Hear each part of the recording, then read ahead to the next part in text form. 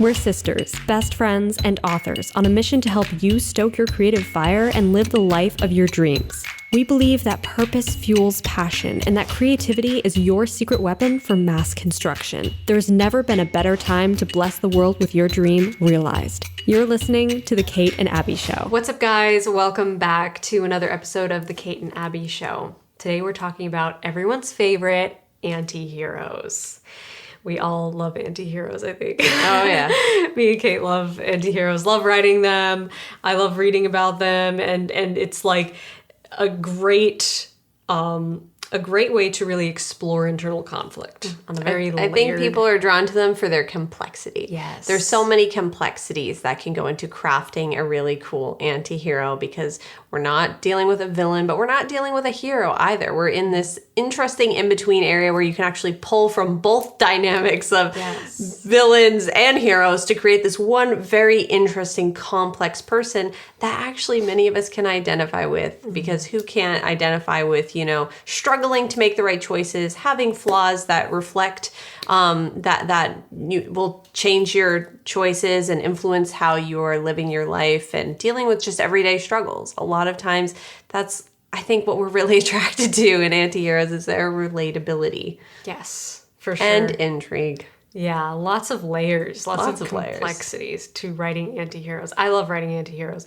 And I think what most people think of when they think of anti-heroes is like the basic rule is kind of the character that's too good to be bad and too bad to be good. So they're kind of in this morally gray area where they're neither the hero nor the villain, like Kate was saying. But there's more layers to it. There's more complexities to it. And that's what we're going to explore in today's podcast. And we're going to be unpacking lots of different story examples of anti-heroes that Kate and I know and love from stories from books and film. And also just kind of taking apart like the different layers of what makes an anti-hero, what makes them so complex and conflicted and makes us root for them, even though they're morally gray and they do have issues. We still want to see them win. What is that? So kind of digging into the psychology of it, but also how to improve your own anti-heroes. So super excited to dig into this topic today. But first, before we get started, we have to thank you guys who are our sponsors. You are the ones who support this show. You keep it going. You help us keep it free of interruptions and sponsorships. And we so appreciate your support and your love for the podcast. So if you get value out of The Kate and Abby Show, go to patreon.com/The Kate and Abby Show to help us keep this podcast alive and free of interruptions. So we appreciate every single one of you guys so much. And also, when you join the Patreon, you get access to hang out with Kate and I monthly on live streams. So each month, at the end of each month, we do a special hangout live stream. And in that live stream, we get to talk with you guys more closely in sort of a close, small group setting on the live stream and answer your questions. And you guys can request podcast episode ideas. We kind of just use it as a fun time to connect with you guys and have better conversation. It's a really fun time. So definitely consider checking that out. All tiers get access to the monthly hangouts. So you can join the Patreon at any level to get access to the hangouts. We hope to see you guys over there.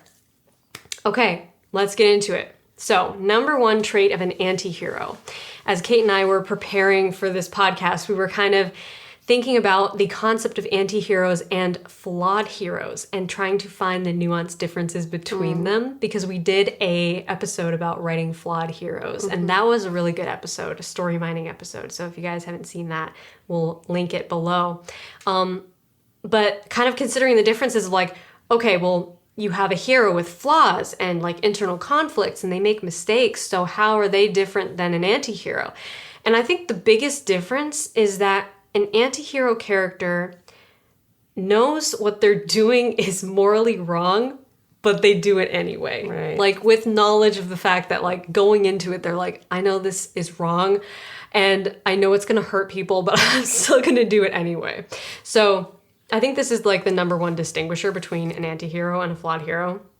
Because where a flawed hero will act out of weakness and their fatal flaws, the antihero is still acting out of their fatal flaws, but they're like fully conscious of the fact that what they're about to do is going to be impacting others negatively, but they do it anyway. Right. So in many cases, it's that the motivations are different. Yeah. The driving force behind it. And obviously not all cases, but in many, and especially the examples we're identifying here, it's that they're coming at this this battle plan of theirs from a place of selfishness. Yes. Fundamentally. Even if they don't consciously recognize it, because they are constantly making choices that better them, even if it hurts others, it ultimately makes their decisions selfish. Mm-hmm. Whereas a flawed hero may struggle with making the choice, but will ultimately make a decision that will help other people, or at least not hurt them or put them in harm's way. Right. So we have that moral compass that will be much stronger for a flawed hero who may struggle with decision making, but won't consciously make the wrong decision that will hurt other people. Right. Exactly. So true. And I feel like you did an amazing job of this in your Sparrow series with the character of Aaron Price, who is probably my favorite character in that series.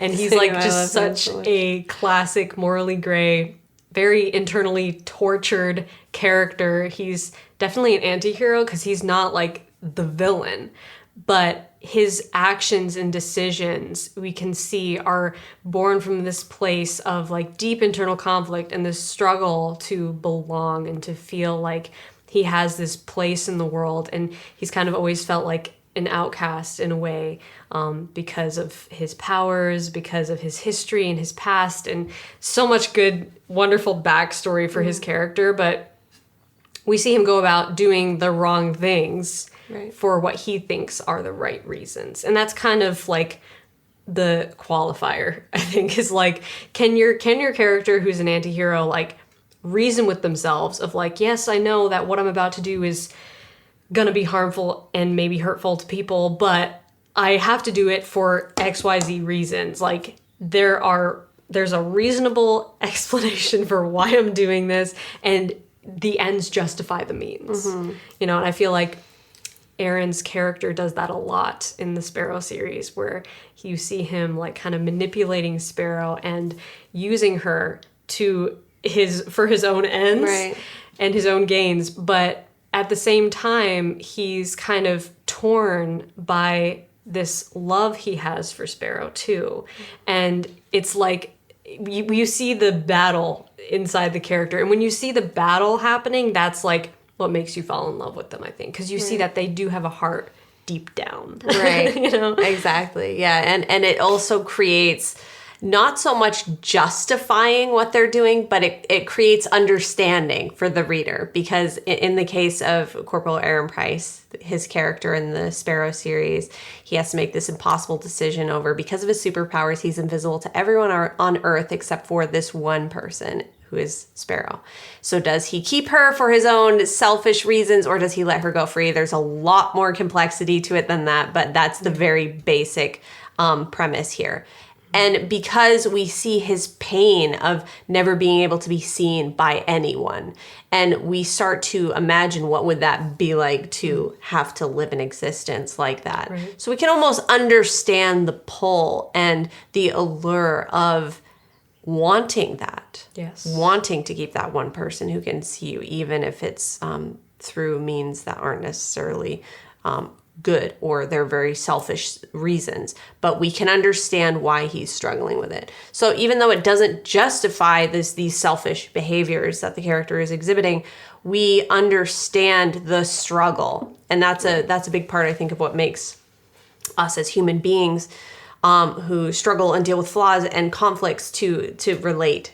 We get it. We relate. We're like, oh yeah, that's tough. It's actually a similar struggle to, and I know this is an example that we'd written down, but this just came to my head, is like Chris Pratt's character in the movie Passengers. Very similar conflict in like, okay, we're on this spaceship. I'm the only one who's awake. And am I going to wake up Jennifer Lawrence's character? I can't remember either of the characters' names. I think her name's Aurora. Right. So am I going to wake her up even though I know there's no way to put her back to sleep and the spaceship's going to go off into space for 80 years? And And he has to make, but we see how much he's struggling. It's so devastating to watch. And it's like, we can feel just how gut-wrenching it is imagining us in the place of that character. So even though the action itself, not really justifiable because it's like, you know, you're doing it for selfish reasons, but we can understand why the character is doing it, and that's what creates that connection. And it's the same with Corporal Aaron Price's character in the Sparrow series, is we see throughout the 2 books,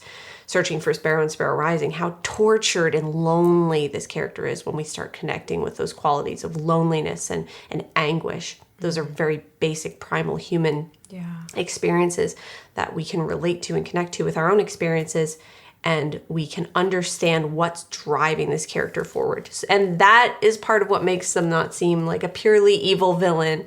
Right. Because it's not just like, "Mwaha, I'm doing this because I want to be evil." It's actually they're dealing with their own suffering, but in all the wrong ways. Yes, exactly. And that's one of the things that I think makes anti-heroes compelling and strong characters, stronger to and more compelling to read about in a lot of cases than the heroes, because it's when you are developing an anti-hero, a lot of times you are putting way more focus and attention on what they want and why they want it, because you're digging deep into the reasons why. Why would somebody be motivated to do something that's morally wrong to achieve this end? So I think that's what makes us love them so much, is because their goals are so clear, their motivations are so clear. And it's easy for us to connect the dots and see how their internal conflict relates to their mission. It's like very clear and very obvious. And another morally gray or anti-hero character that immediately comes to mind is Dimitri from Anastasia, who's probably like one of my favorite anti-heroes, because we grew up watching Anastasia and loving that film, and just the hate to love romance is fantastic also. But Dimitri's character, how he's kind of just like going about getting what he wants in all the selfish ways. He's basically using Anastasia or Anya to get all this money from her grandmother, who he doesn't even think is her real grandmother until he finds out at the very end. In fact, oddly enough, we're going to Paris ourselves. And I've got 3, well, this one is, but I've got 3 tickets here. Unfortunately, the third one is for her, Anastasia. The motivation is basically like, I want to be free, I want this money. And that's kind of the clear goal. Like, and as he continues down the path of like conning this woman into believing that Anya is her granddaughter and her long lost, you know, relative that she's been looking for this whole time, and that whole ruse, that whole manipulation that's set up, we can clearly see why he's doing it, and it makes sense. You know, the ends, he thinks the ends justify the means. Look, I think we got off on the wrong foot. Well, I think we did too. Okay. But I appreciate your apology. Apology? Who said anything about an apology? I was just saying Please, that don't talk anymore, okay? It's only gonna upset me. Fine, I'll be quiet. I'll be quiet if you will. All right, I'll be quiet. Fine. Fine. Fine. Fine. But slowly, as time goes on, he begins to have a character arc, and we're going to talk about character arcs in a little bit. But that's another great example of like an anti-hero with very clear goals and a very clear objective, and we can see why he's doing what he's doing. Like, it makes sense. Yet you want no reward. Not anymore. Why the change of mind? It was more a change of heart. I must go. And another example that comes to mind, which is very similar, actually, I was contemplating how similar this is Flynn Rider from Tangled. Because he's kind of, even though he ends up being heroic at the end of the story, he starts as kind of an anti-hero. I can't believe that after all we've been through together, you don't trust me? Ouch. Where he's a thief. He wants to, you know, make money and be free again, like Dimitri. And of course, not work for it. He wants to steal it. Where is my satchel? I've hidden it. It's in that pot, isn't it? So he ends up having this transformation, of course, where he ends up helping Rapunzel and falling in love with her and then risking actually sacrificing his life at the end to save her. But in the beginning, we see the stakes are clearly set of like, she has the precious crown that I need to sell, to make money, to be free, to have the life I want. Very clear dots to connect, right? Mm-hmm. And so we can like clearly follow that little path to the back to the character's deepest motivations and see what drives them. A book I used to read every night to all the younger kids. The Tales of Flanagan Ryder. Swashbuckling rogue. He had enough money to do anything that he wanted to do. He could go anywhere that he wanted to go. And for a kid with nothing, I don't know. Just seemed like the better option. And it doesn't always have to be like a physical like thing, like, you know, all anti-heroes care about is money. Like that's not always the case. Sometimes it's more deeply rooted into their internal conflict, like you were saying with Corporal Price in your book. It's more rooted to his sense of identity and feeling loved, and that he wants to feel seen and loved and has never experienced that. But he's also dealing with this revenge from his past, involving the anomalies and how they've, impacted his life in a negative way. So he's kind of dealing with so many different layers of conflict, and sense of identity can be a really interesting conflict to dig into with an anti-hero. And another anti-hero that comes to mind, some people might consider this more of a villain character, but in this particular film, I would call him more of an anti-hero, and that is the character of Loki from the first Thor movie in the MCU.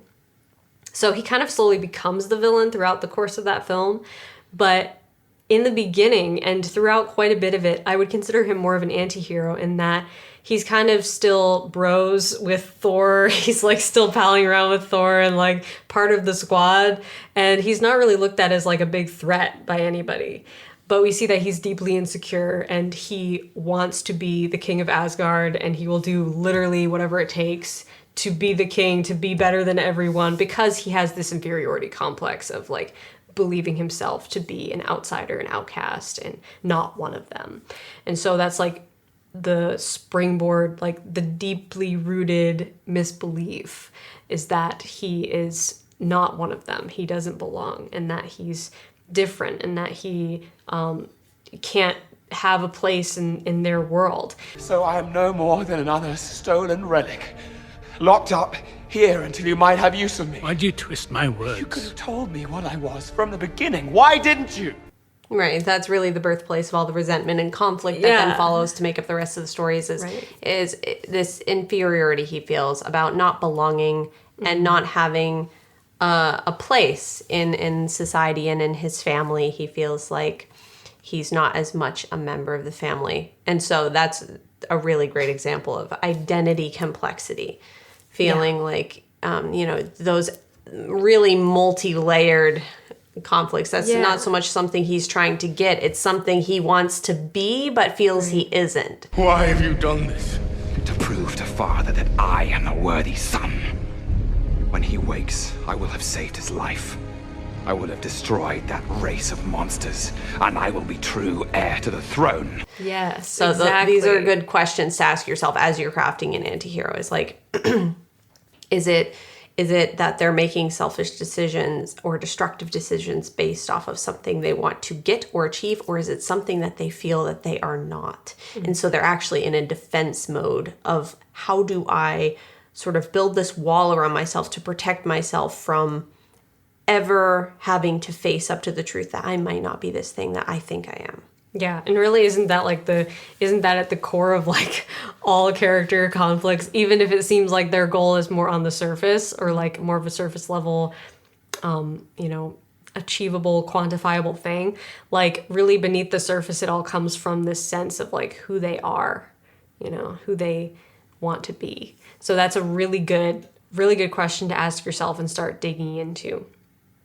And speaking of the deeper parts of your character, another huge trait that is a trademark of anti-heroes is that traumas or tragedies in their past are basically the thing to blame. It's what has stolen all of their good, heroic attributes and turned them into the morally gray person that they are today. So tragic backstory is a great place to start for any anti-hero, any morally gray character, because we have to go back to like, where did this begin? Because if we go back far enough, they were once a pure child, they were once a child who didn't have these conflicts or these issues. And so where did those fatal flaws come from?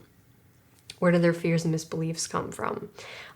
They've probably made a lot of bad decisions throughout their past, and maybe some things were inflicted upon them. Maybe some things were their own choices that were mistakes, and those things shaped them into who they are today.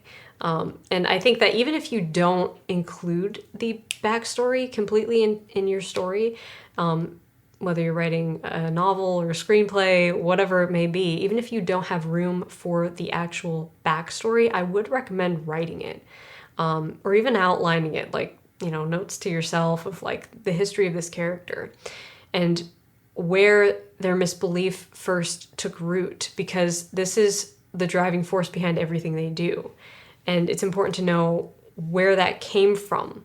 Maybe something tragic happened in their past that utterly stripped them of empathy and humanity. And that was the starting point of their descension into morally gray behavior, So again, going back to some story examples, one of the story examples that comes to my mind is Mr. Rochester from Jane Eyre. He's not necessarily like an anti-hero, but he's not really much of a hero until the end of the story. And even throughout most of the story, his character is a bit more reserved and broody and kind of morally gray in some ways. Right. It's interesting because the story of Jane Eyre, he's not really positioned as the hero. Like, Jane is very much the heroine, and Mr. Rochester isn't really competing with her for that role at all in the story. Yeah. So it's more like he is a very complex anti-hero in a lot of ways. When I was a young man, I was your equal. I had a clear conscience, unpolluted by sin. I took the wrong path. It wasn't my fault that I took it, but I must bear the blame for continuing on it. He's so human feeling, which is why it's like one of my favorite dramas of all time. Jane Eyre, love it. Can I help you, sir? I'd do anything for you. What if I asked you to do something for me that was wrong? I know. I know the answer, Jane. You could not. It's a great example of, that complexity. Yeah, and how the decisions in his past have really shaped who he is today, or in the story. And, one of the biggest turning point of Jane Eyre is when, she's basically, her trust is betrayed by Mr. Rochester when he goes to marry her, and then she finds out he already has a wife. And it's like this huge moment, this huge turning point, where the story like takes a big turn, and Jane has to confront these conflicts. But we see that Mr. Rochester, even though he has been dishonest with her in some ways, you can see like his reasoning and his flaws and the complexities of his emotions and desires and like why he would do that. You can kind of almost put yourself in his shoes and see like, yeah, I can see why he did that. And I can see clearly like the reason behind his actions. And it almost makes you question and ponder, like, what would you do in the same situation?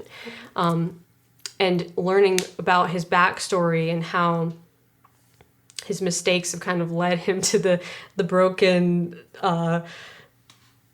sort of chaotic person he is currently in the story, that really makes him feel more human, like you were saying. That's one of the, in my opinion, that's one of the coolest things that an anti-hero does for your story in terms of what it's doing for the reader, is it's making them ask questions. It's making them ask questions about themselves and question, like, what would I do in this situation? What would be the my opinion of the right way to navigate that situation. What do I agree with what this character is doing? What do I disagree with what this character is doing? How would I help them if I could? It raises so many interesting questions for the reader, and it makes that story that much deeper. Yeah, 100%. And another anti-hero example that Kate doesn't know because she hasn't read this book, but a lot of you guys will probably know is Kaz Brekker from Six of Crows by Leigh Bardugo. And he's just such a great example of a very flawed anti-hero who has a tragic backstory. And we learn his backstory throughout the course of the novel, and we see how that has turned him into the person he is today. Both his greatest strength and his greatest weakness, basically, is derived from his past and from his backstory. And beyond the chaos and the brokenness and the morally grayness, it's important to remember that your character still has a heart. And I think that's what people really love about anti-heroes. And actually, that's what I was kind of analyzing when I read Six of Crows, because kind of every character in that book is morally gray, which is kind of an interesting premise. But you still like fall in love with each one of them for different reasons, because you see their humanity and you see their heart, and you see that eventually that Kaz does have a heart. And he comes to have more of a heart by like the end of the duology. And that's, I think, what a lot of readers loved about that character. And what we love about anti-heroes is seeing the arc, which we're going to talk about in a minute, but seeing the journey of change and watching them either become better or fall more into darkness. That's what makes us feel like we've been on a journey with this character. But before we talk about character arcs, one last trait that I want to point out is that anti-heroes, and again, a difference between, big difference between anti-heroes and flawed heroes, is that they don't regret their mistakes, they justify them. And I think that's a big one. Like, where flawed heroes will make mistakes and, make bad decisions and then have internal conflict and struggle and have remorse over what they did. An anti-hero, on the other hand, will just try to justify their behavior so that they always feel like they're in the right. And I think this is like a recurring theme that you see with a lot of anti-heroes, is that they just fall back on like, well, I had a good reason for doing that. Or like, I really wasn't that bad, like trying to justify their bad behavior. And a character who immediately comes to mind for this is Lady Mary Crawley from Downton Abbey. So she's kind of an anti-hero throughout the whole series, even though she's also positioned to be the hero, or the heroine, in a lot of ways, because even though the show really revolves around a very large cast of characters, she's kind of the centerpiece of like the conflicts that happen, mostly happen pertaining to her character. But she's kind of venomous in a lot of ways. Especially in season 1, it's really amplified how a lot of her decisions are being made from selfish motivations. She hurts people and doesn't regret it. Yeah. She has very stressful relationships with her sisters and her family. Look, I wasn't to know you hadn't told him. It never occurred to me. Just shut up! I don't know what's happened. Tom's made you feel bad, or Papa. Or maybe it's just the same old Mary. He wants her cake and hate me too. I never meant to. Yes, you did! She kind of she has a very cutthroat personality to get what she wants. Even if some of it, you feel sorry for her and you can relate to her because she's doing some of it out of just not knowing what to do. There's societal expectations put on her. And so you can sympathize with her character to an extent. And that's what really makes you actually cheer her on through the series, rather than dislike her for all of it. There are moments when you dislike her, but there's also moments where you see she's being driven by her, this conflict inside of her between what she thinks society is pressuring her to do and what she really wants out of life. And so, of course, you can sympathize with that struggle. But we see her make choice after choice that she justifies based on what she needs, not necessarily what anyone else wants or needs. Right. I have not ruined my life. And if Bertie's put off by that, then... Don't demean yourself by trying to justify your venom. Just go. It's always about what would serve her. And of course, we see that change somewhat through her character arc as the series continues on. Don't know why I did it. Not really. Because you were unhappy, so you wanted me to be unhappy too. Now you're happy again, you'll be nicer. For a while. You can see that it comes from a place of like insecurity and self-preservation, which is another trait to think about with anti-heroes, is like they're always kind of falling back on this self-preservation mode of like, I need to protect myself immediately and protect what I want. And then everyone else kind of comes second place to that.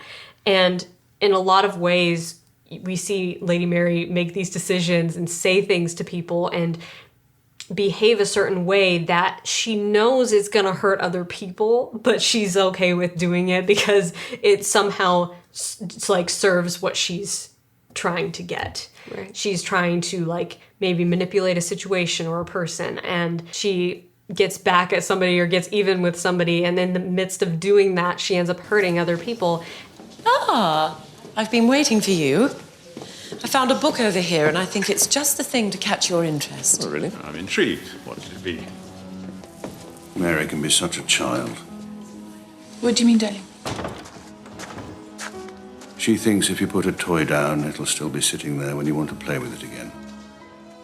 But we see that it comes from like this flawed place in her. And especially present in the first two seasons. Yeah. It's spectacularly done because the first season really ends in massive disaster where she really doesn't even get what she ultimately wants. What she was doing all these calculated maneuvers to try to get to this place of maybe happiness, and even that falls through because you can't get to that place of ultimate happiness through being manipulative and through constantly throwing someone under the bus. Would you have stayed if I'd accepted you? Of course. So I've ruined everything. You've shown me I've been living in a dream.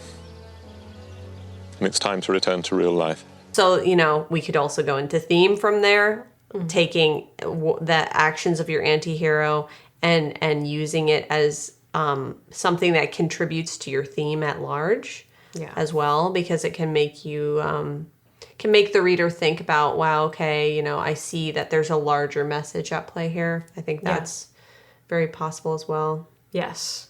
And that plays into like the character arc thing. So like, what kind of grander journey do you want to bring your character on? I think that's an important question to contemplate as you're writing this anti-hero character.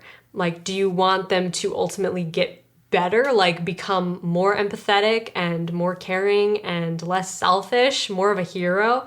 Or do you want them to slowly descend into more of a negative character arc where they become worse and worse and they eventually become like a villain? Because every villain was once an anti-hero. If you go back far enough, if you just backtrack, you will see that your villain wasn't born like that. They were made to be a villain throughout the course of their history and what they've gone through and the different conflicts that they've faced. So depending on the themes, like you were saying, that you want to bring into your story, both ending scenarios could provoke the same sorts of questions and thoughts.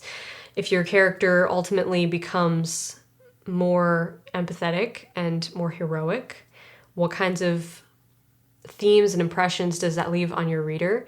And if your character ultimately becomes more of a villain, more destructive, or they meet a tragic end, like they are destroyed by their own evil deeds and actions and their own mistakes.